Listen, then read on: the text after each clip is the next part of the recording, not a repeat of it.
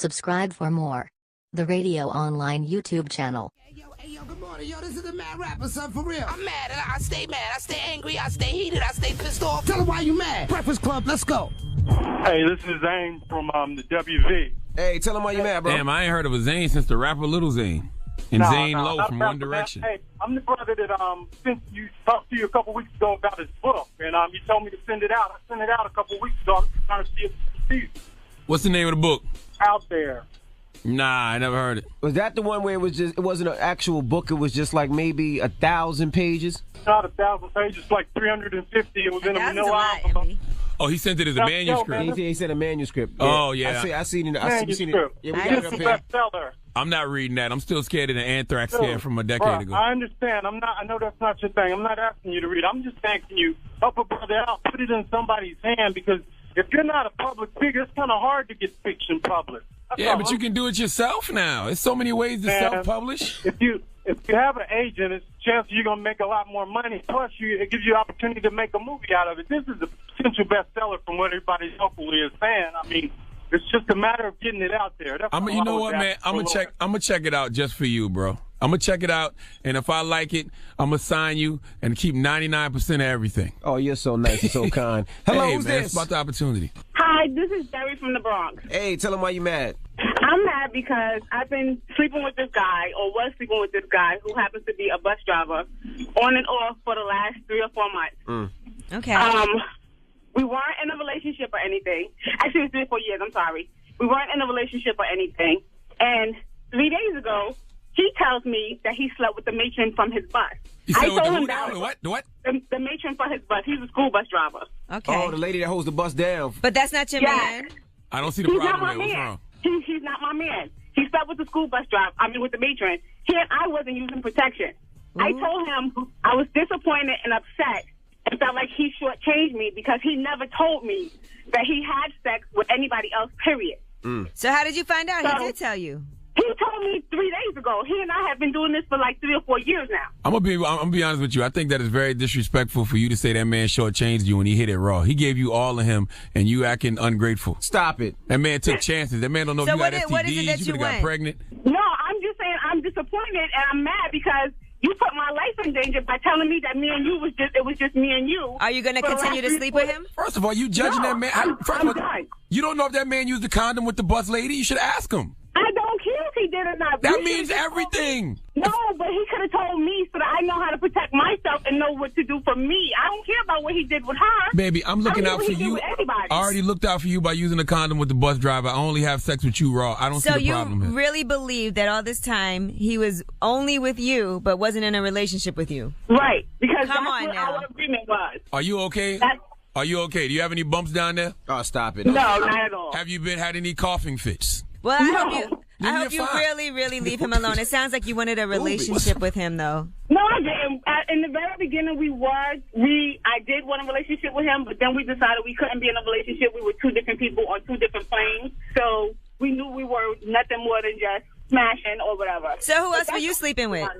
Nobody. So, hold on. You guys weren't in a relationship, but you weren't sleeping with anybody else, and you believe that he wasn't sleeping with anybody else, but that's not a relationship. Right. Okay. Baby, you're awfulizing this situation, boo. As long as you ain't got no STDs, you're fine. You did what's right. No, you did what's right for your body. If you don't want to be with him anymore, you got to cut him off for real. How was the penis? She hung up. Why you hung up on her? I didn't hang up. She hung up. Jesus, she didn't hang up. Yes, she did. Talk to you. Tell them why you mad. 800-585-1051. If you're upset, you need to vent, you can call us at any time. When we come back, we got to talk rumors, and New Edition will be joining us. So don't go anywhere. It's the Breakfast Club. Good morning. God, we are the Breakfast Club. Yes. Now, next hour, New Edition. Well, BBD will be joining us. Bell and the cast DeVoe of New Edition will be here. You know what I realized last night? It's something that I always knew. What? Because I've always wanted to play Michael Bivins in the New Edition movie. This is no secret. But last night, it confirmed what I always thought, that Michael Bivins is actually the brains behind New Edition. And the reason I say that is because when he bossed up and learned the business, he damn near saved the whole group. When he ran up in Gerald Busby's office and he was like, what is this production company? And he hired the other white man to fire Gary. Yeah. Manager, yeah. Mike bossed up and saved the whole group, bro. He did boss up. He bossed up, and he saved the group. And that's why throughout the years, Mike has always been good financially. Absolutely. Mike went off and started Biv 10 Productions. He had Boys to Men, Another Bad Creation. He was behind a lot of other groups as well. Absolutely. Shout out to Michael Biv, man. It's a good chance if Michael didn't boss up and learn the business, we don't have the New Edition we have today. But we would have had them. They wouldn't have been together. They wouldn't be speaking to each other. They'd have been broke on Celebrity Rehab, possibly. Absolutely. All of them. All right. Well, we'll talk to them next hour, all right? And we got some rumors on the way, Yee? Yes, is there a potential lawsuit against Trey Songz? We'll tell you who might be pressing charges. Also, Tracy Ellis Ross, Lorenz Tate, Tika Sumter, and more. Amari Hardwick will tell you what they have going on together. Okay, all that and more. Keep it locked. It's The Breakfast Club. Good morning. The Breakfast Club. Subscribe for more. Morning, The Radio everybody. It's Online DJ YouTube NV, channel. Angela Yee, Charlamagne the God. We are The Breakfast I just Club. want Drake to find one real friend, man. It seems like he hasn't had one real friend since he's been in the industry. And he has no new friends. No new friends. People showing him fake love. Somebody please love Drake for him. Okay. Please. But let's get to the rumors. Let's talk Trey Songz. It's about time. What's going on? Rumor report. This is the Rumor Report. Talk to him. With Angela Yee on The Breakfast Club. Well, we told you this story before about Keke Palmer versus Trey Songz, where she said she was in his house and she was at a party that he invited her to, and she somehow ended up in his music video. If you don't remember, here's a little recap. They start playing a song that I happen to be in. They start saying like they want me to be in it. One person asks me, I say no. Another person asks me, I'm like, no. People keep asking me. Now, mind you, they've been giving food, they've been giving drinks, and I'm just starting to feel like, yo, I'm being like cornered, like, and I'm not in a professional situation. I'm being pressured to do business, and I'm not in the right mind. I'm under the influence, and I don't feel like it's fair that I'm having to deal with this right now. All right. Well, guess what she's planning to do now? She's planning to take some legal action against Trey Songz. Yes. She actually told Larry King that she did not know her likeness would be used in his music video. Pick up the phone, and she thought she was just at a regular party. She said she did see a camera, but thought it had nothing to do with her. She said she denied access to her image 3 times, and she said, I wasn't in the right mind. I had been drinking and eating, and it wasn't a professional environment. She said it was sexual intimidation. She said a female is put in situations sometimes where males use their masculinity, their sexuality to taunt you. She said she would pursue that legal action until Is that a thing, though? Sexual intimidation? I thought sexual intimidation was like when you intimidate somebody to have sex with you. Well, I think no, I don't think that's what it is. I mean, I haven't heard sexual intimidation. Me neither. Really used in a lawsuit like this. Never heard but of I guess she felt like she was just intimidated because he was a man, she was a woman, and So she means I don't gender know. when she says sexual, probably. Yeah, it Gotcha. doesn't mean that he tried to have sex with her or anything. Gotcha. I wonder She why they said couldn't have it's a out. conversation, though. And it's over. But more so, my point isn't to say it's not about this person, this guy, and what he did. It's the overall idea that you can't just do stuff to people and it's all right no matter who you are. I know I'm getting... The video's taken down. I'm getting I'm having more empathy as I get older. I can't be mad at Keke. I saw people online yesterday slandering her. I'm like, we don't know how she felt. Right. Clearly she felt the way if she's going through with a lawsuit. But they took the video down, and it's not being sold. It was a mixtape. Yeah. Well, can we talk about how high she was, though? When she said she was under the influence and she went to go hide in the closet, she was smoking that stuff, bruh. Right.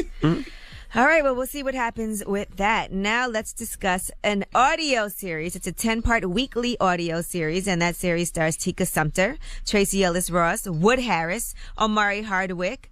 Other people are in it like Corey Hardrick. Our guy Afion Crockett is in it, Brittany Snow, Lawrence Fishburne, and it's also going to be written by Josh Olson, who did A History of Violence. What is this? It's an audio series. Doesn't it sound dope?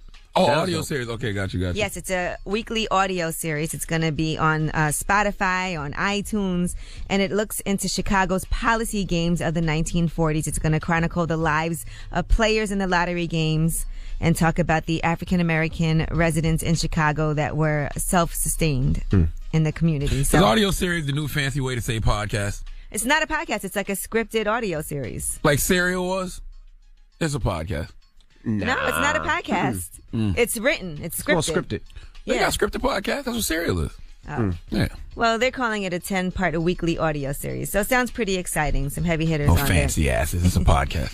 All right, Mary Tyler Moore. Rest in peace to Mary Tyler Moore. She has passed away at the age of 80 years old. You know her from the Dick Van Dyke Show and also from the Mary Tyler Moore Show. I can't wait to get that old. I can't wait to get so old to where people, when you die, they be like, damn, I thought they was already dead. Because I damn sure thought Mary Tyler Moore was already dead. She won 7 Emmy Awards. She was a television producer. She was a symbol of feminism. And she just passed away yesterday, a month after turning 80 years old. Okay?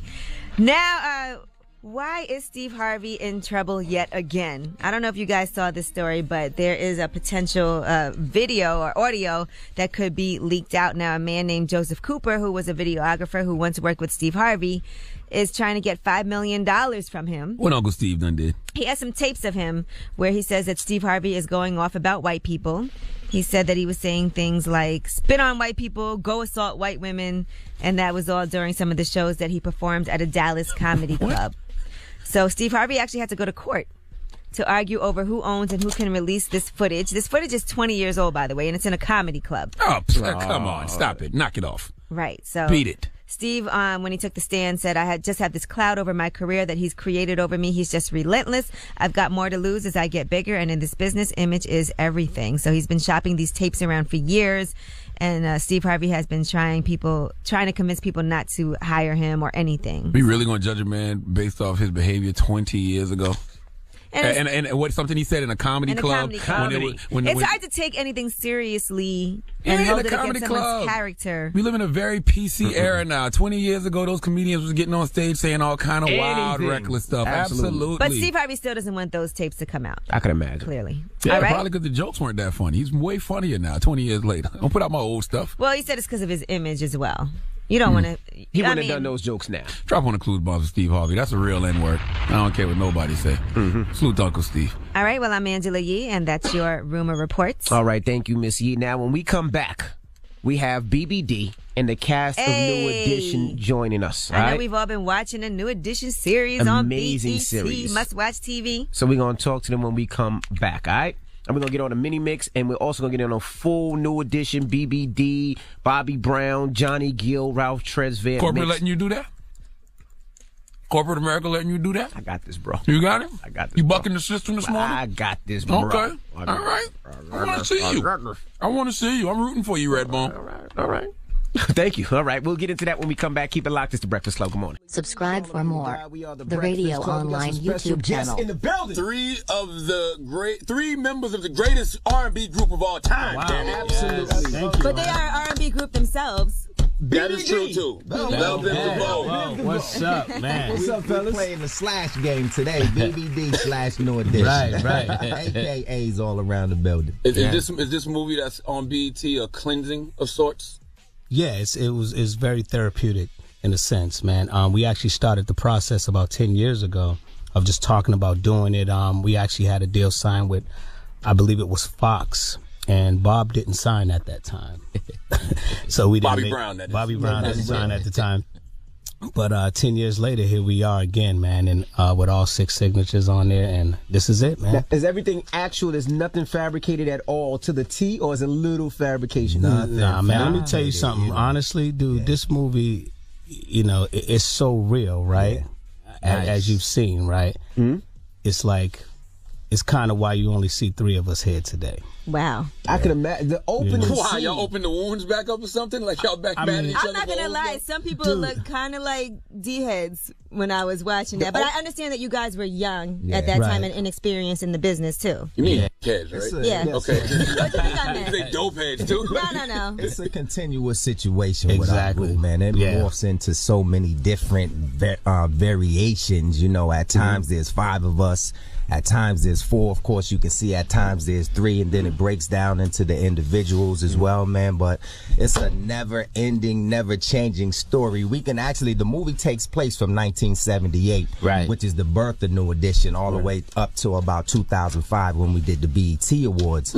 But we could actually do another part 2 from 2005 to 2017 that would probably be even more incredible than the first version. And I'm sure there were a lot of things you had to even leave out of this because there's a lot of different sub-stories going on. But I think the most shocking thing to me was that you guys were still living in the projects and having #1 songs and going on tours and going overseas. And that's crazy. I can tell you I used to fight a lot, boy. Opening scene, Bobby Brown is performing. He's on stage for like, what, 2 hours? Okay. BBD is supposed to perform after, right? So now they only got 1 song left to do. Which could be Poison, and they shut the whole house down. They run up on stage and take the mic from him, basically, and just start singing. Yeah. Right? They start singing Poison. So now Poison's going on. Bobby Brown gets mad, tries to get the fire hose and tries to spray him. Runs on stage, and they start fighting on stage. Bobby Brown and his crew versus New Edition. Now, somebody pulls out a gun. Was that true? Yeah. It got cocked up. It got crazy. Really? What you mean it got cocked? It got cocked, but he didn't fire? He couldn't pull it out, Charlamagne. He went for it, and it had got cocked. So that was the good thing. But the crazy thing, it was in front of 10,000 people. Yeah. Really? And the build-up it was Ronnie's Uncle Brooke. He was going through something. He had like a real heart attack situation in LA. Before, And Ron was just, he was just LA, there, and he probably should finish his own story, really. No. It was just madness, man. People know me for being the quiet cat, you know. Being the quiet that day. Yeah. And it takes a lot, ultimately, for me to get to a boiling point. So, you know, you look at 1980 when I first entered the group, you know, I'm falling back just trying to learn my way. Fast forward to 1996, 97 on the Home Again run. All of Bobby's antics and the different things that we had gone through as a group, man. And it just got to that point where now it's affecting my family. Right. My Uncle Brooke, the cat that gave us our name, New Edition, heart attack. Los Angeles, California, Bob didn't show up for the show. So, boom, we go to the next city, Las Vegas. It's crazy. Miss Jackson's in the dressing room trying to calm the situation down. Me and Mike, I don't even think we went on stage. You wasn't there Rick yet. is performing with my brother Rob, so it's actually Bell and DeVoe, but Ron, my brother Rob. You wasn't there yet. He didn't even show up. It was crazy because Bob was trying to go on stage without Ron. So I'm like, get the F out of here. We ain't going on stage without Ron. You sound crazy. He was like, we going on stage. So me and him about to wild out, and Miss Jackson, his mother, and Whitney's in the dressing room. Right. And I'm like, ain't nobody going that far on stage without Ron. So make a long story short, I didn't go. Yeah. Rick was like, Dad, I got to get my money. So Rick does go on stage, and Ron's twin brother plays him and Belle Biv DeVoe. The whole shit was crazy. Yeah. So when it got to the beginning of the movie, that was our first time seeing Ron since L.A. Which was in the next city, Las Cruces, New Mexico. And it's crazy, my bus kind of broke down on the way to the show. Like, my thing was the confrontation. I wasn't even really worried about the show at that point. It's like, you know, at the point where we kicked Bob out the group initially, it felt like the same situation, like too many antics, son. Like, you causing us money and all of the above, man. And it got to the point where, boom, I get to the show, and it's about an hour late. You know, Castell had already did the New Edition part, and then we broke it down into the individual sections before we jumped back on again. And I come in the building, and Bob's doing the same shit, man. And it just got to that point where it's like, man, enough is enough. And it blasted off on stage, man. And that's a small inkling and, you know, eye into the fabric of New Edition, man, which is kind of crazy at times. Now Ronnie, you was the last member to join before Johnny, right? Yeah. Which seems crazy because y'all seem so close, like y'all been down for each other forever. Yeah, and these guys grew up together, you know, I mean, 70s, you know, all the way up to the time that the spark for New Edition came in 1978, and it was this thing in Boston, you know, talent shows. Everybody just wanted to, you know, hear the girl scream and just win this $10 or $25, whatever it was. So I jumped in after they won the big Hollywood talent night where they got the recording contract. This is 1980. They wanted to go from a 4-man band to a 5-man band. So I came in 80, and the fabric of New Edition as far as what we were able to build before 83, you know, when Candy Girl came out, I was able to mash in, you know, join that chemistry. So they like embraced you said, you pretty quickly. Oh yeah. It was my uncle taught me a joint. It was one of the Jackson songs. Your Uncle Brooke. Yeah, my Uncle Brooke. Who was the manager at the Exactly. time. Gave us our name, New Edition. Taught me a joint.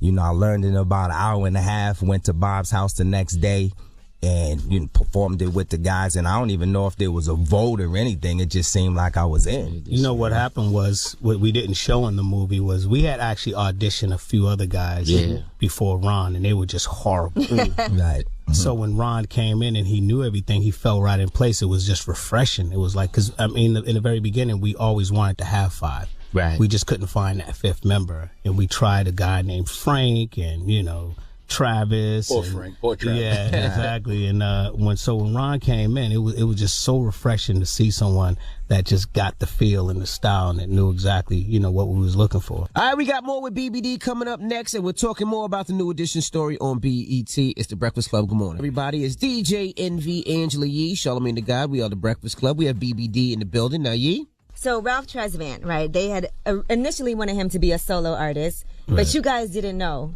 that they wanted him to be solo. When did he tell you? Like, when did you guys find out? You didn't even know he made a sacrifice like that. You want honestly, I didn't find out until we were actually writing the movie, until you told that story. Really? I didn't know that. That's the truth. Yeah. I didn't. They wanted to sign him solo, and he was like, "No, it's got to be all of us." That's loyalty. Yeah, we didn't know that. And to be honest, and everyone spoke to the writer individually. Mm-hmm. So it's a lot of we didn't know what was going on, and we didn't know how each other felt when it was problems. Like, I never knew Ralph's point of view, because me and him, we go through it, through the movie, or me and Bob. So you really didn't know what the next man was feeling until you saw the script. Does it make you look back at things differently now, knowing that he could have done that and didn't?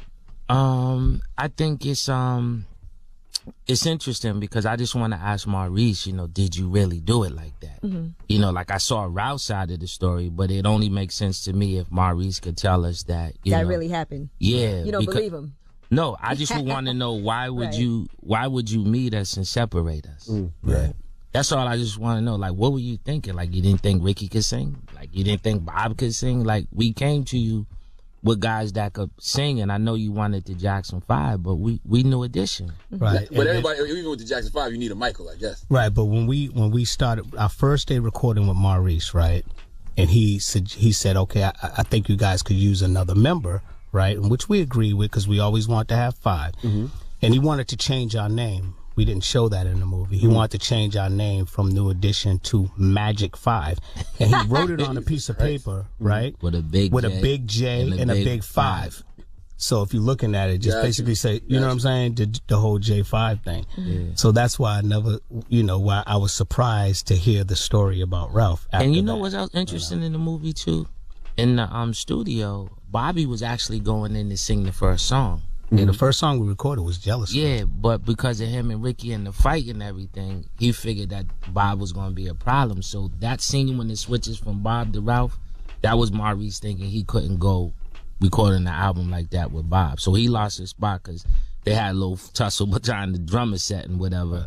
And to us, that was just everyday action. Yeah, that's what we do for fun. But I think even as if you're brothers growing up, you fight a lot. If family. We spent a lot of time together. Mm-hmm. I mean, we would have pillow fights that would turn into real fights. Mm-hmm. I mean, we would just. Now, that sounds like B2K. Around, yeah, I'm saying we spent so much time together that it got frustrating. And then plus you have one person, that's like, okay, we got to get our money. They're not getting our money, and I'm surprised that. Having the opportunity to just leave your manager, cut all contact with him because you got ripped off so much that you guys were actually like, nah, let's just ride it out. Like, to me, it's like, okay, let's go. But I guess the mentality wasn't. Did Maurice get a say in the movie? Maurice stuff? Yeah, he did. Okay. Yeah, he did. They interviewed us. They interviewed Maurice. They interviewed Gerald Busby, of course.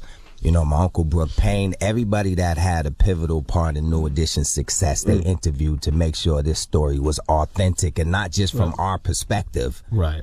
Because we can be a little biased and we may fabricate a situation or what have you, but they making sure they're doing the truth check with everybody else around. So the 3 nights is covering a good amount, but there's so much more. So Bobby had no input in the movie? Oh yeah. He was going through a lot. He was the last one that signed on, but Mm-hmm. He was going through a lot with his own personal business. Yeah. And he came late to the table on this one, Charlamagne. And that was only because we didn't talk about when people was like, well, where's Bobby? He didn't sign. Bobby was trying to do his own movie. And he thought in doing our movie, they were trying to get the life rights to his movie.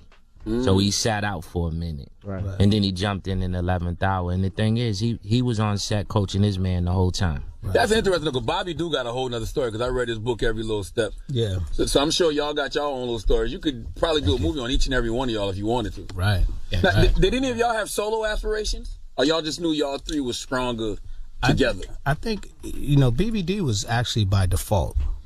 As you see in the movie. We, when Ralph, at that time, he decided he wanted to make a solo record, I mean, we were stumped, man. We were we were in a lot of fear, because you got to remember, at that time, Ralph was that guy. When we go on stage, we would take turns introducing ourselves. He got the loudest screams every time. So for us, it was all about Ralph. And we came into this business as a group. So breaking off and solo like that just wasn't the furthest thing from our head at the time. When we did our last show at the Forum during the Heartbreak tour, we were having this conversation with Jimmy Jam. He was like, so what are you three gonna do? I mean, honestly, it wasn't BBD. We was just throwing out ideas. Well, maybe we'll manage or produce or do something, behind the camera. And he just calmly suggested, why don't you guys just be a group? And we're like, what are we going to do? Right. He said, Rick, you sing, Ron and Mike, you guys are rap. And the light bulb went off from there. So it was really only because Johnny was doing his own thing and Ralph was making a solo. You were the last three standing. Baby. Yeah. And Bobby was already a solo star too. Exactly. Yeah. So we're like, okay, cool. Why not try it? Now, this is a great look for BET, by the way. Yeah. And I'm sure you guys had other options. So why did you choose, let's do this with BET? Well, go ahead, Ron. It's like the universe just kind of wrapped around in that way. Again, initially it was Paramount Vantage, and it was supposed to go to the big screen for 2 hours. And, fortunately, Bob didn't sign his life rights away as far as New Edition is concerned. And it kind of all started at the BET Awards in 2005, when the idea for this movie came about with the executive producer, Jesse Collins. So fast forward 8 years, we trying to plug and play with this thing and figure out how to make it happen. And it just so happened that Bob signed his life rights, and what was that, maybe 2013 or something like that. And they began to start talking to, different companies at that time, and BET was the right place. And when we look at the history of New Edition, from Video Soul and a lot of the stuff that allowed us to be seen, across America and even across the world initially, as far as the magnitude of success that we had, was BET. They had a footprint on our success, so it was no better place, especially when they were talking about 3 nights. But we just felt like we could get deeper into our story. This is going to be record breaking for BET, by the way. But the crazy part is they seem like they had the Jedi mind trick the best, because the only reason the movie happened is because we told all that we kept in. Right. So the way they approached us and getting the stories out of us actually was clever, because there's no way to write the script unless you get all of the information. And they came at us all, and they sat with us individually, so they made everybody feel comfortable to open up. And that was the process that we all thought was a hard part. But the toughest part was when we went away for a resort, we went away to read the script. You were actually reading what the next man thought about you. And we locked ourselves in the room for 10 hours? Yeah. That was the most craziest ever, man. Because you reading, you sigh-eyeing, like, yo, man, that's how you felt? Like, it was so deep. Y'all have no mediator? No, we broke. Yeah. We just had him. But the thing is, we've never ever sat in a room and went through anything like that ever in our life. To sit there and just look at the man and have him reading what he felt about you and how they're doing this story.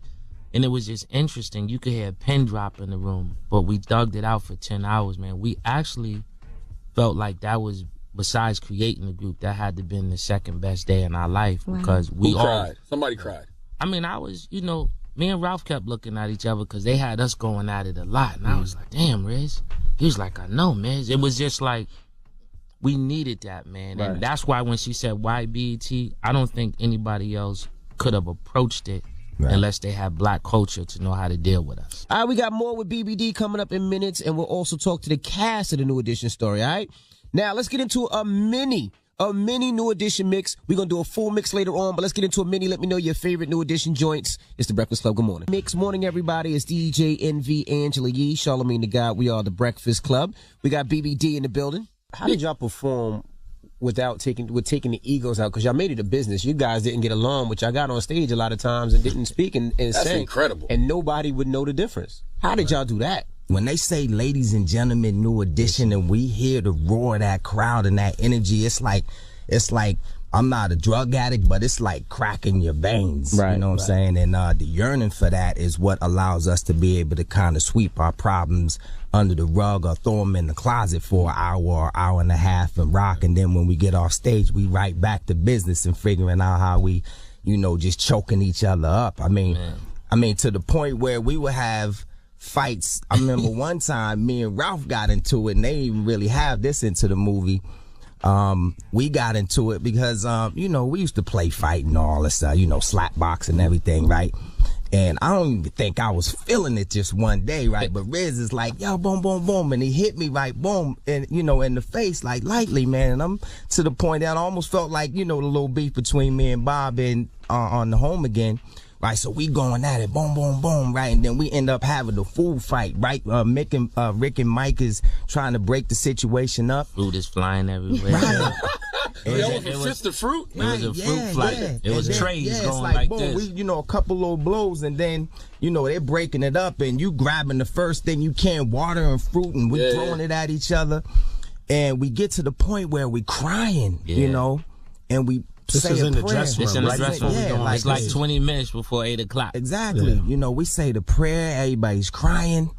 I'm not gonna lie, this don't sound like Bobby, the only person who was on drugs in this group, man. Nah, you know what I'm saying? Set that to the side and went up there and did one of our best shows. Now, I want to say that was the All for Love tour. Adrenaline was going from the fight. Indeed. Now, why is there still conflict now, though? It's just a crazy cloud, man, and we pray about the cloud. Like, damn, because it's so much more we want to do, but it's just sometimes hard to get 6 votes. Like, that's really the hardest thing, bro, to get everyone to just agree, because it seems like someone's always looking at it from a different perspective. Right. And it's easy. Yo, we're going to the award show. Can we do it? I don't know. I got to check my schedule. Right. Yeah. So it's like, well, let's take that off the schedule and let's go rock on TV so we could go back on tour and make more money. Like, there's an easy science to it. So y'all don't practice then? There's no practice? No, we practice. Oh, y'all practice? Y'all get together? We just sometimes it be 3 in practice, maybe 4. Right. You might get 5 for a half an hour. You might get 5 2 weeks before the show. Would you mind if we bring some of the cast in? Not at all. Cast is here? Yeah, we got a few members of the NE cast. Oh, that's hot. Yeah, because I got some questions. I see bad people outside. I see Hakeem. We walked up on them yesterday. Tell them come in. Open the door. Come. I seen Luke James. I see Hakeem. Out there. Hakeem before. played Michael Bivins. That was supposed to be you, bro. Now, how was it playing New Edition, guys? Somebody got to step to the mic. And I just want to say the casting was fantastic in this movie. I mean, when we first started watching. Shout out to Robbie Reed and everybody, the whole cast. Yeah. I mean, it was a great project. I just felt as being a part of something is history again. Playing somebody so respected, somebody that's accomplished a lot. I felt it was important for me to play somebody like Michael Bivins. Now, you have to learn how to dance and learn how to sing and all that. I already knew how to dance. I'm low-key the best dancer out of Whoa, you're You trash. have to learn how to dance. First of all, I'm playing the most effortless dance. Keep your trash. You gotta listen what he said. You have to listen. He said effortless, not smoothest. Come on now. Hold on. You gotta wait. Just a tad bit. It's never an interview without Woody. What do you got to say? What about dancing? What you gonna say? I want to say these fellas was all trash. But they put in the work. They was humble. You know what I mean? They came in and worked every day, and they did their thing. So who you think he playing? Who you think he playing? Brown. Now, how did the casting go? Did they have to shadow y'all? Did they live with y'all? Absolutely. Man, we hung out as much as possible. To the mic. With Brooke Payne, we put him through a 30-day boot camp. where they just, they had to learn when you watch the videos, everyone kind of thinks they know the routines. Right. But they're a lot more detailed than what you see in the I ain't video. gonna lie, I thought I knew the routine when I was watching it this morning. I said, I do that. I was out there with the slide. This is intense. I don't know, because it's literally, the choreographer and producer of this movie, the legend Brooke Payne, he would be on us so bad. Like, the difference of 4 inches on your arm. Right. And if you didn't know, you did it again and again and again. And the first choreography we learned was a medley of all the hits. Like 12 minutes long. Yeah. So imagine doing that 9 hours a day, and then them coming in there doing it effortless and making you feel like dog. And the kids is killing. But the kids is killing. We gotta do it like this. So when we saw them, we gonna to the mic. Props. When we saw him, we knew Woody was gonna, wild out. But we gotta give it to you, Al. We felt like you had our boy down real nice. Absolutely. And so you slid into the most difficult spot. Appreciate it. And I know you want to chalk and shine, so go ahead, man. No, hey, man, I just want to shout out God and my mama. I'm on a Breakfast Club. What? Did anybody disagree with any casting? Was there anybody that got casted? Slick didn't like the way they casted Bobby. No, I'm just playing. What do you guys think? They wanted me to play Ralph at first. They did. They wanted me to play Ralph at first, and I didn't even agree with that. I was like, nah, that ain't right. Like at first, I was like, nah, I feel like I'm more Ronnie. Like, and you're the tallest. You have to be. Yeah, it didn't make no sense. Were you guys big fans of New Edition before you actually got casted in this movie? Yeah, my dad actually toured playing guitar with Ralph, Johnny, and Bobby on Heads of State tour. So that's like the first time I heard of New Edition and really got caught into that world. So when I got the part, everything just came back like super full circle for me. So hold on, Keith. Tell them who you know your mom's favorite. Yeah. So growing up, my mom had a crush on Ronnie, man. Ronnie, Ralph, Prince, and Michael Jackson was on their little clutch purse growing up. So like I knew Keith, you look like Ronnie a lot now.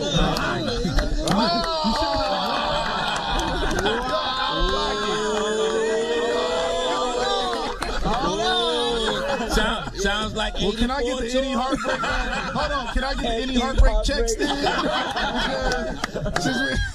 Shout out to the youngers that killed it. Johnny, Miles, Tyler, Caleb. Oh yeah, they did great. They were so They killed it. They carried the whole first night. Like, even like the clothes and everything were pretty much on point. Makeup. And we just want to say that this is an opportunity. I thought it was great. This is an opportunity to give them their flowers while they're here. Absolutely. Like when we started this film, Luke and I were able to talk to Robbie Reed after rehearsal one day, and we were like, why aren't they legitimized and stamped as legends, the legends that they are. They are. The people that, you know what I'm saying? Oh, young boy. No. I'm saying New Edition. Listen, New Edition is in our hearts. We're talking about the stamp. Okay. You know, the honor. Right. You know, the Hall of Fames, all of that stuff. We started this movie, and God has blessed us with that. Like, they're getting their star on the Walk of Fame. That's what we're talking about. Yo, but we movied out, but we just gotta keep it funky, man. We've been busting our butt on something else too. Man. What's that?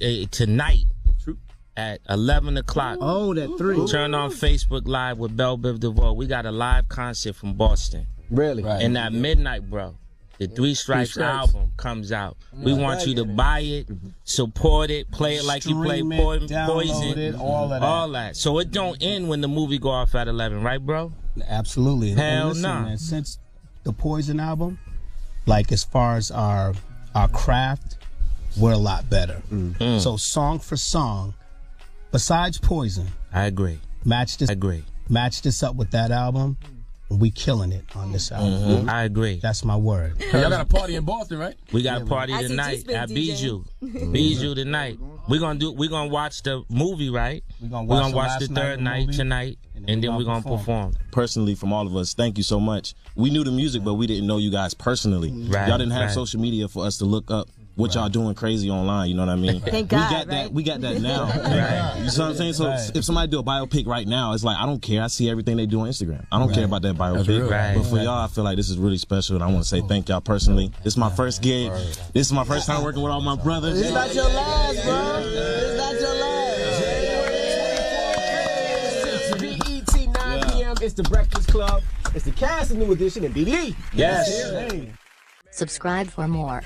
The Radio I miss Online music YouTube like New channel. Edition, man. Groups like New Edition and. Why you say you miss music? Yeah, you can listen like, to it exactly. still. I mean, you see that, but there's no new groups like New Edition. That's Who's fine. new like That's New Edition? fine. That's okay. That gives you that feeling. Oh, what if they came out with a new edition? And call it the new. Yeah, exactly. Y'all sound New ridiculous. edition. You don't always But the gag need is- something new. Things should move forward, but Right. you can always pull up old New Edition music and listen to it. Oh, that stays. And guess what? In my car. Now we got a movie. Drop on the clues bombs for the New Edition movie on BET. baby. And I see people talking about what other movies they want to see. People like, I want to see a Jodeci one. I want to see a SWV one. No. I want to see a Guy movie would be good. Guy This- would be no, see, dope. this is the Teddy thing. Riley. Now, hold on. A Guy movie? Teddy Riley. No, this is the thing. Guy would be popping. Gotta do a whole Teddy You Riley. don't need to do an SWV movie, maybe, but you got to do an Uptown Records movie. That would be dope. That's when you do. That's Jodeci. That's Guy. That's Andre But they all Harrell. need their That's own Mary J. separate- Blige. That's Heavy D. No, I feel like they all Uptown need Records their own movie. separate. And a Wu-Tang movie. When are we doing this party? The Like we Wu-Tang need to do movies. this party. I'm getting my dance steps down.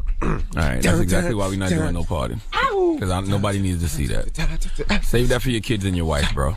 Do I that practice. at home. Do that at And home. be all out of breath. Now sit down. Embarrass your family. Don't embarrass your family. Can I do Embarrass my your family. rumors? Don't embarrass the Let's get Breakfast to the Club. rumors. Lifetime bio. Listen up. This just in. All the gossip. The Rumor Report. With Angela Yee. It's the Rumor Report. The Breakfast Club. Since we're talking about movies that you want to see, there's a new Lifetime biopic. And guess who it's going to be on? Who?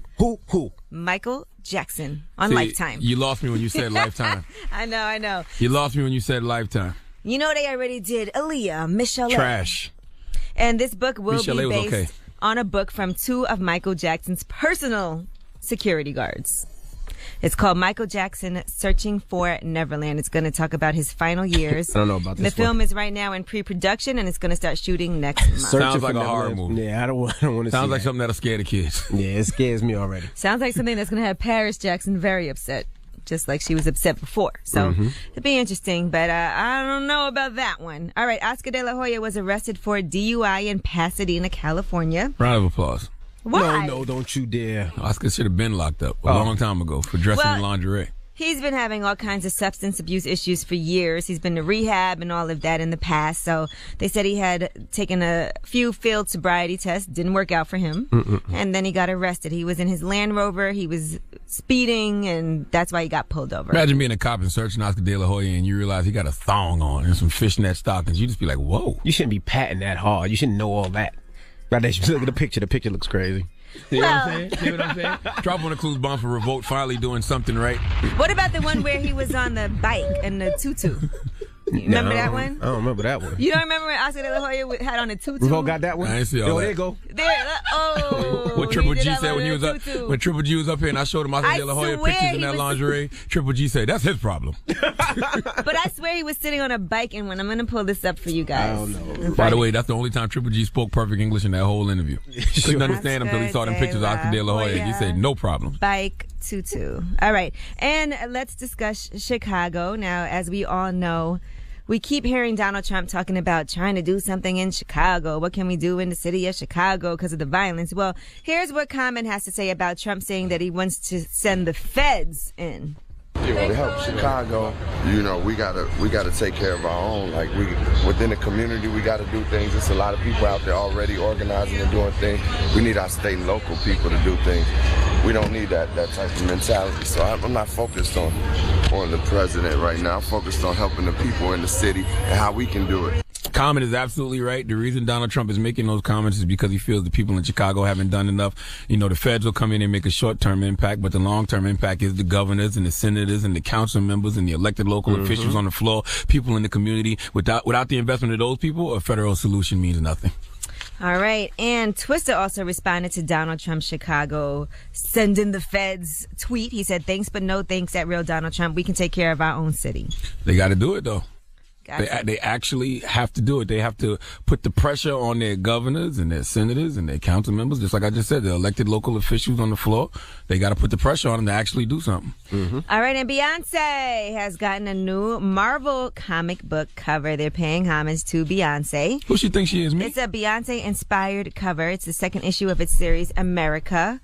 And that's all paying homage to her formation. Let me see it. Where's video. that? It's right there on Revolt if you have Way Revolt. better than yours. That's not true. She's up there with Captain Marvel.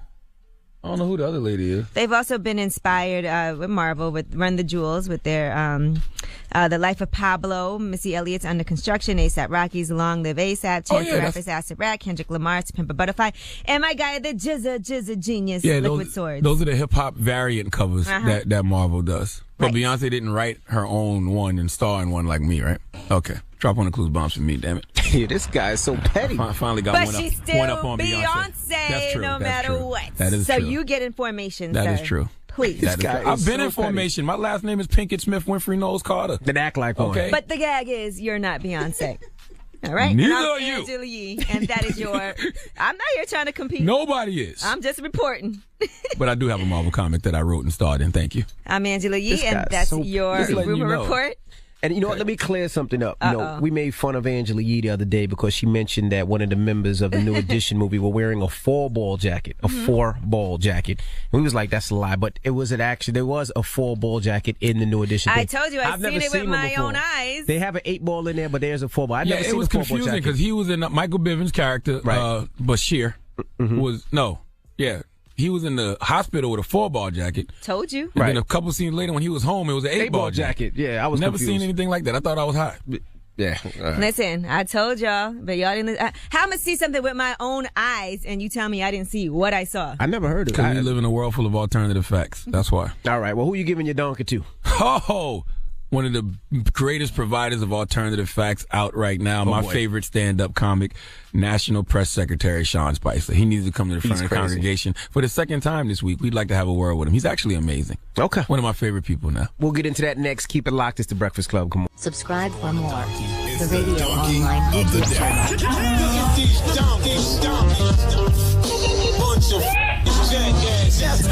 For the donkey of the day. That's pretty funny. Charlemagne the devil? The Breakfast Club. Yes, donkey of the day for Thursday, January 26th goes to my new favorite person, Sean Spicer. Sean Spicer is the press secretary for our celebrity-in-chief, Donald Trump. Listen, man, I know I gave him Donkey of the Day on Monday, but every press conference this guy does is automatically the best stand-up special out at the moment. It's a lot of stand-ups you can see on Netflix right now. Neil Brennan, 3 mics. I watched Kevin Hart, What Now, over the weekend, but nothing is funnier than when Sean Spicer holds a press conference, okay? Now, April Ryan, who is the Washington Borough Chief of American Urban Radio Networks, was questioning Sean about stereotyping by omission.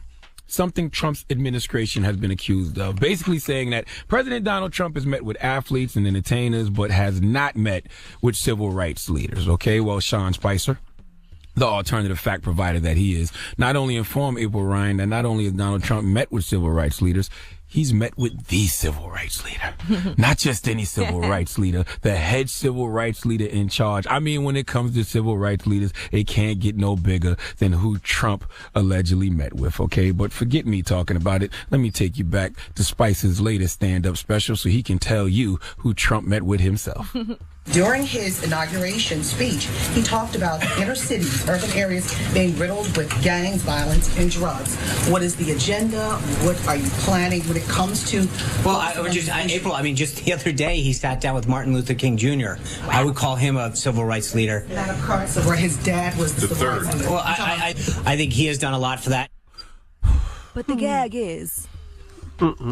Martin Luther King Jr., who was shot and killed on April 4th, 1968.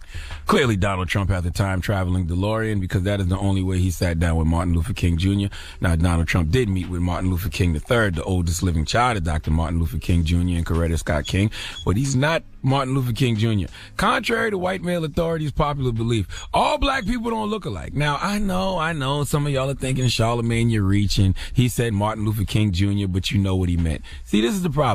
When you're the press secretary for the president, you have to say what you mean and mean what you say. It's not about what you meant to say. It's about what you said. I don't come to conclusions based off what someone meant to say. I come to conclusions based off what they said. I can't get on this radio and say, hey guys, have you ever read the autobiography of Malcolm Jamal Warner by Alex Haley? Because some poor kid will go search for the autobiography of Malcolm Jamal Warner by Alex Haley, and they will miss out on the greatness that is the autobiography of Malcolm X by Alex Haley. I love Theo from The Cosby Show, but there's a huge difference, okay? Now, Martin Luther King Jr. and Martin Luther III. Do you not know the difference? Play the clip once again from Sean Spicer. Play it again, please. Please. During his inauguration speech, he talked about inner cities, urban areas being riddled with gangs, violence, and drugs. What is the agenda? What are you planning when it comes to... Well, April, I mean, just the other day, he sat down with Martin Luther King Jr.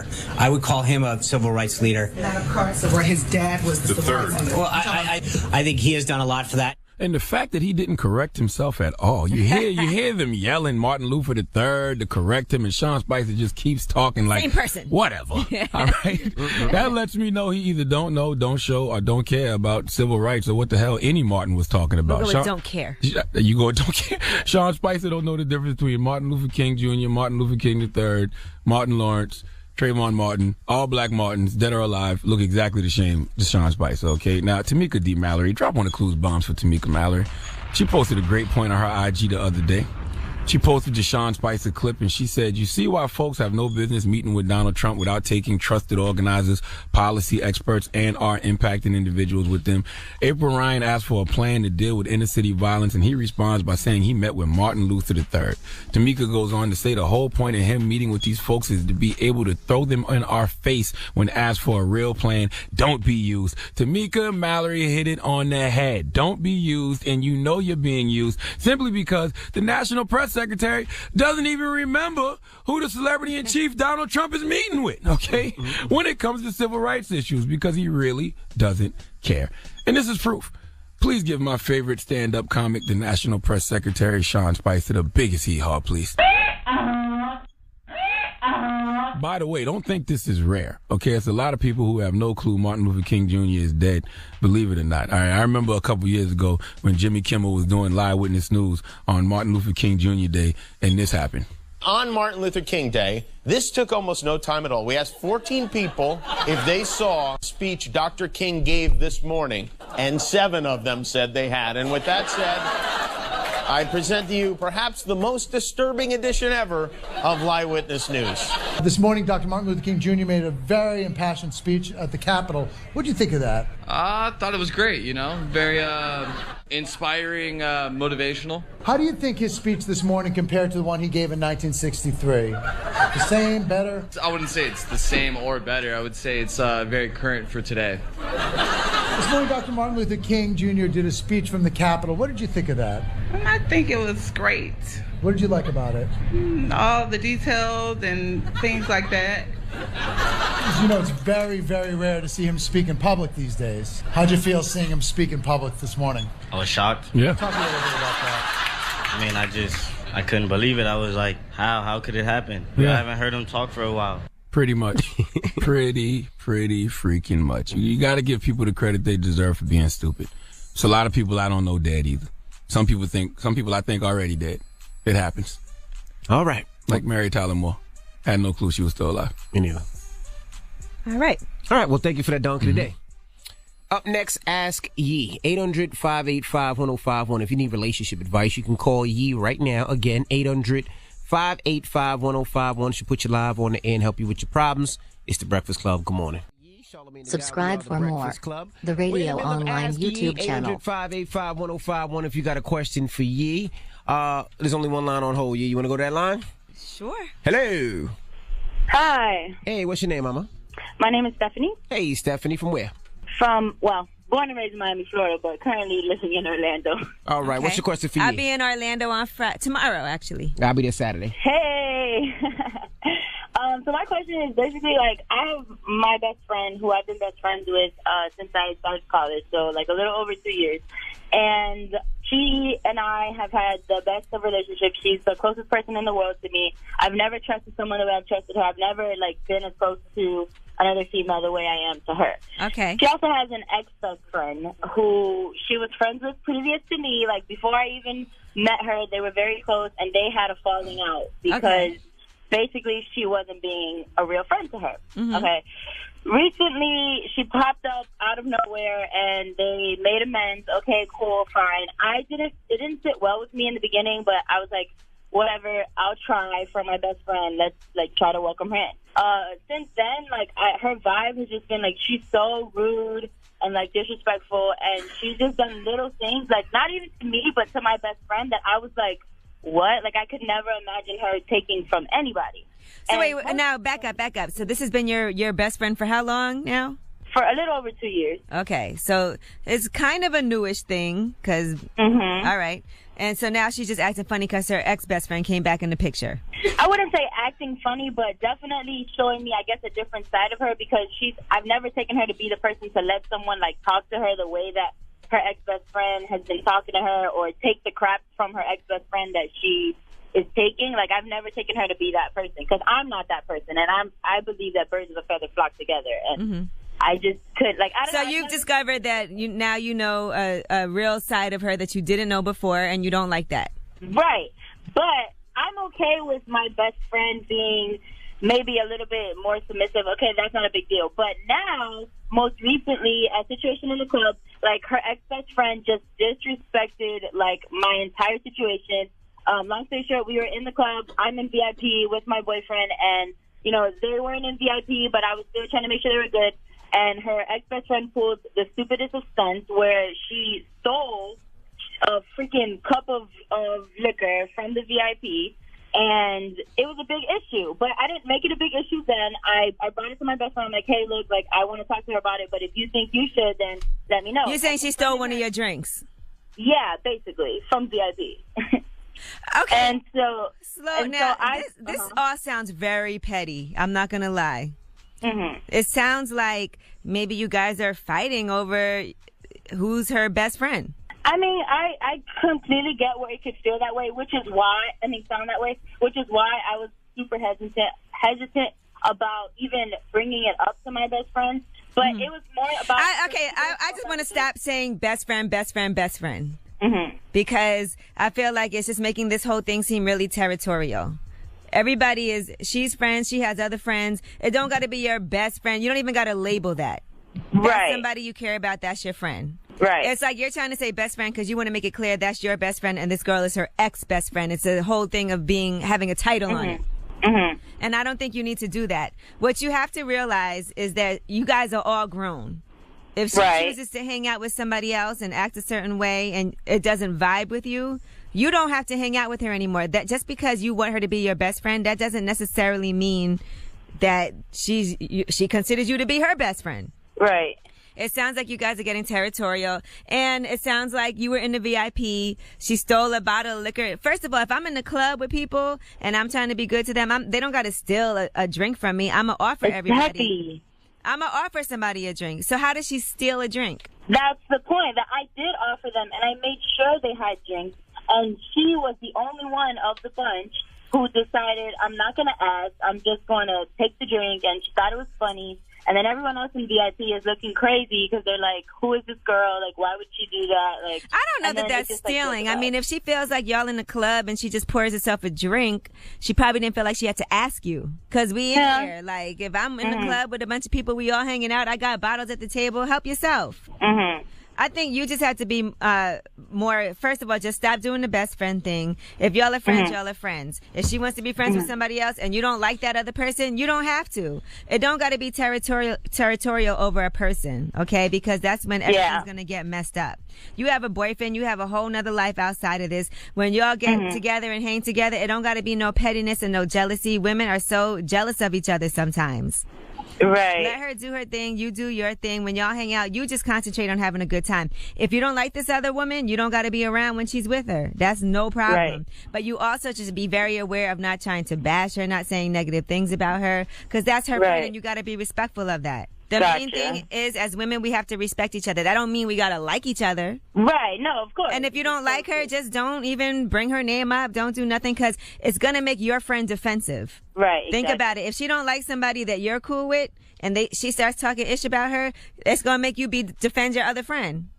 Right. And now you look bad. You got to be the bigger person. Gotcha. You're right. Okay?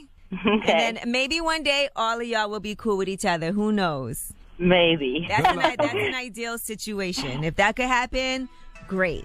All right. Well, good luck, Mama. Ask Yee, 800-585-1051. You got a question for Yee? Call her now. It's The Breakfast Club. Good morning. Charlamagne the God. We are The Breakfast Club. We're in the middle of Ask Yee. Hello, who's this? Hey, it's Chaos from the Tampa area. Good morning, Breakfast Club. What's up, bro? What's your question for Yee? That's my team, the Tampa Bay Buccaneers. Oh, there you go. Well, I did more for my city the last couple of years than the Buccaneers. Anyway, I kind of need. I was just busting a bar. I kind of need your help with the situation, obviously. Okay. Okay. Well, it's not me, but it's my homeboy and my homegirl. I'm cool with both of them for like 8 years now. They're both in like their 30s.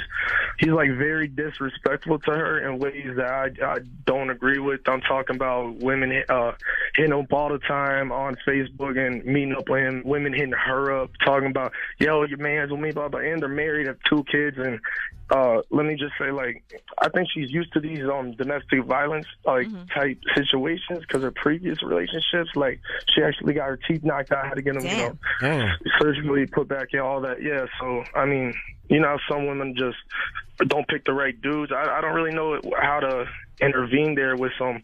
I try and like drop knowledge on them. You know what I'm saying? I actually stole a Charlemagne quote the other day, and I told my homie while the cops were at the crib, and he was yelling at the cops and her. I'm like, bro, don't Charlemagne quote. I was like, don't fight fire with fire, fight fire with a fire extinguisher, bro. There like, you go. That's why you need to buy my book in stores April 18th. Hey, homie. Hey, besides the fact you put me on the Ron and Burn the Secret, I already pre-ordered Black Privilege. Opportunity comes to those who make it. Thank you, God. God's so good. Look at God. Look at. All right, but let's get back to your friend. Yes, ma'am. I mean, I give her good advice, and like she's like, but we're married, and I don't know. So he's putting his hands on her. She's in the past relationships that's happened, but I don't know what goes on behind their closed doors. I doubt it, but I mean, he calls her everything in the book, the C word, which I won't say, like you know what I mean, slut. So he's mentally abusive toward her for sure. And as far as physically, you don't 100% know. It's not a healthy relationship. Abusive. Not at all. And he's the one that I'm pretty sure is committing infidelity and all that. So right. But and I'm sure is aware of it because you said people have been hitting her up also. She's the one that told me about it, yeah. Right. And because she probably has been abused by him, you know, mentally, and because she has low self-esteem and she doesn't feel like she's worth more than that, she is staying in an abusive relationship, and you want to get her some help. And I am, but I'm cool with both of them. More so him, but I mean, I'm not gonna see somebody being mistreated. And let me tell you something. You shouldn't even be able to be cool with somebody that would treat someone that way without you actually standing up and speaking to that person. And then you shouldn't be cool with somebody who acts like that, because that isn't anybody I could ever be friends with. Word up. I do. In front of her, I speak to him on multiple issues like that, other than him actually putting her hands on. Well, then maybe you need to speak to him aside from in front of her, and you need to speak to her on the side too. But does she have family and other friends that know about this? That was a very good point. Maybe I need to speak to him alone. I don't think so. His family's like up north. He lives in like Pasco County, this small town of Florida. Because I would definitely say this is something that you need to maybe alert some of her family members or other friends to, and let them know I'm very concerned about our friend. I've heard things that he has said, you know, to her in front of me. I mean, I agree. I can't really go behind like my man's It sounds back. like she needs a support system. She does, yeah. I mean, she definitely does. Listen, I've had a situation with a friend of mine, right? And I actually ended up having to force her to go to the police station and get a restraining order because her child's father was very abusive toward her. Things that he would say, he actually used to put her hands on her and everything. And sometimes we feel like it's not my responsibility. I have to mind my business. That's her relationship, and she's making those decisions. And for a little while, I was trying to mind my business because I didn't want her to feel like she couldn't talk to me about anything. You know, I didn't want her to feel like, okay, I'm not telling Angela because I don't want to hear it. Because ultimately, people make these decisions, you know, until they reach their breaking point. And her breaking point was that he did something that was unforgivable, that included, you know, her boss, me, her family members, all of her friends. Yeah. And something that was unforgivable, and I ended up having to force her to go and get a restraining order and go to the police department. And I'm going to be honest, it was difficult for her at first, but she hasn't looked back. And it sounds to me like if you really care about her and you want to make sure this doesn't get any worse and you want her to get some help, I think you need to do more than just keep it to yourself. Hey, I think you're absolutely right. And can I also like make a call to, you know, whoever and have anonymity behind like the call also? Just so that they're aware of the situation in that household.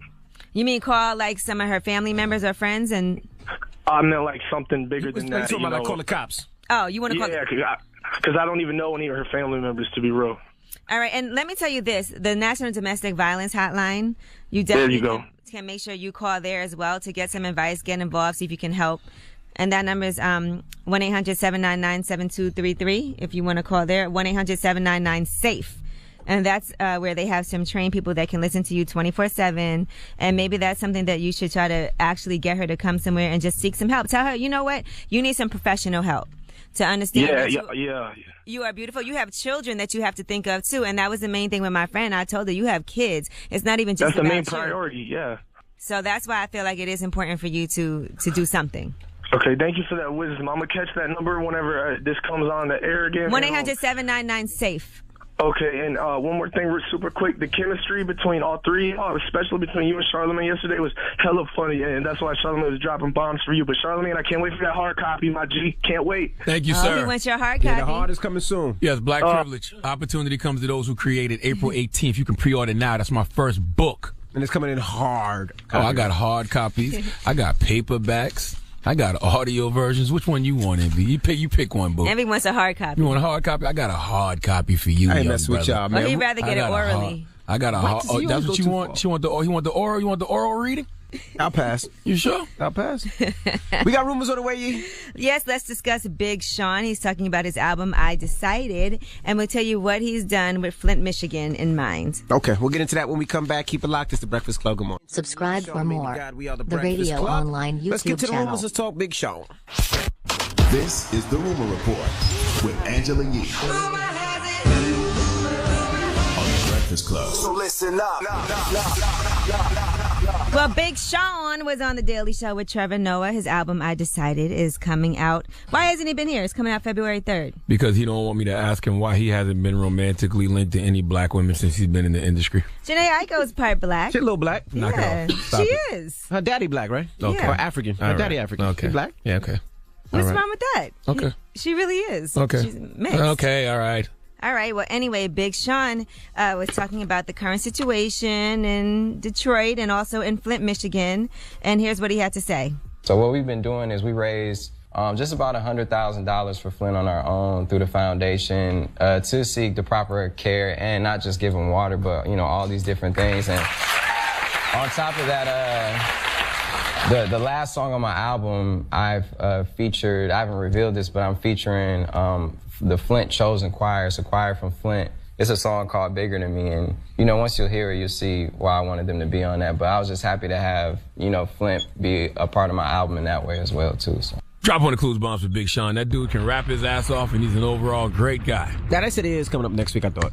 Just never dated a black woman since he's been in the industry. Just want to throw that back out there one more time. Well, he was Stop coming up saying here. that's Not not anymore. true. All right. Well, he also has Eminem on the album, by the way. And that See album, what I I'm talking Decided, about? is out What? February 3rd. What does that have to do with dating a black It woman? has nothing to do with nothing. All right, it's an alternative fact. Solange is creating a seat at the table inspired syllabus, and she wants her fans to help her create that syllabus. She's asking for women from ages 16 to 30 to craft this with her, including text messages, music, and art.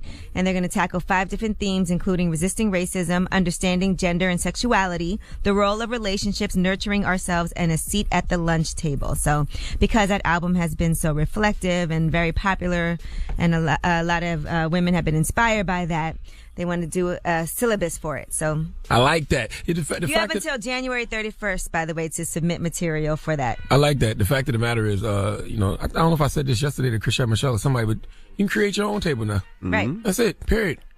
Absolutely. Create your own table. You don't got to wait to be invited. Hell no. For what? Create your own table. All right, Keke Palmer. She was on Larry King, and she says that she is planning to sue Trey Songz for putting her in his video without her knowledge. Now, first, she explains what she was doing in the house in the first place and her quote-unquote sexual intimidation. What did you mean by sexual intimidation? I mean, just that. Sexual intimidation. You know, I mean, like, I feel as a female, often I'm put in situations where sometimes males will use their masculinity, their sexuality to taunt you. You know, I hate to have to bring and say that and make it known, but I mean, look, I ain't the first person that's gone through. People have gone through this all the time. I don't think that's the right term for what she's trying to say, man. No. She's basically trying to say that men overpower her or men use their masculinity to get what they want. But sexual intimidation sounds like they're trying to, like, rape her or something like. No, I don't think that's what she means. Or force her to have sex. I'm just thankful that doesn't happen in this room ever. Okay, with us. I don't even know what that means, and I'm Googling it, and I don't see. Oh, okay, here we go. What's the definition? Since I think it's just it says sexual intimidation in the workplace. I don't know. Let me read. I think she's just talking about them being masculine. Oh, it says sexual. No, it says sexual intimidation is just one form of sexual harassment and occurs when one person engages in behavior or makes comments intended to intimidate another person. So, I guess she's right. Right. Yeah, it's but it says these actions are typically offensive due to their sexually inappropriate. And if you watch the Larry King interview, she is saying that they were saying some things that were inappropriate, I guess. Sexually inappropriate. Okay, and she also said that she is planning to sue, like I said. Check this out. Are you planning to take legal action? Yes, I am. I mean, the video is down now. But, I mean, But more it was so, out, it's out and it's over. But I feel more so my point isn't to say just specifically about this person, this guy, and what he did. It's the overall idea that you can't just do stuff to people, and it's all right, no matter who you are. Sexual intimidation can occur between members of the same sex or opposite sex. Common examples: employees posting or saying sexually explicit or demeaning jokes, pictures, cartoons, or other materials. I might got me a case. I got me a case then. Well, I'm fine in this room, but Envy and Charlamagne may have a case against each other. Hey, man, things ever get hard, I'm suing Envy. I'm suing you immediately. All that chocolate thickums and all that references to my ass and all kind of stuff. And now we go, okay. Let things ever get tough. You humped me once or twice up here. That's not true. And you asked him if he wanted a hardcover or oral of your book. Aggie sure did. Black privilege opportunity comes to those who create. You can pre-order now at Amazon, Barnes & Nobles. It's out April 18th. Simon and Schuster Touchstone. Thank you. All right. Well, I'm Angela Yee, and that is your Rumor Report. All right. Shout out to Revolt. We'll see you guys tomorrow. Everybody else, the People's Choice Mix is up next. All about New Edition, BBD, Bobby Brown, Ralph Tresvant, and Johnny Gill. Let me know your favorite joints. That's what we're doing this morning. Get your request in right now. Shout out to BBD. They got an album that comes out today. Tomorrow. Midnight tonight. Midnight tonight, yeah. Midnight tonight. So pick up the Which new will be BBD tomorrow. album.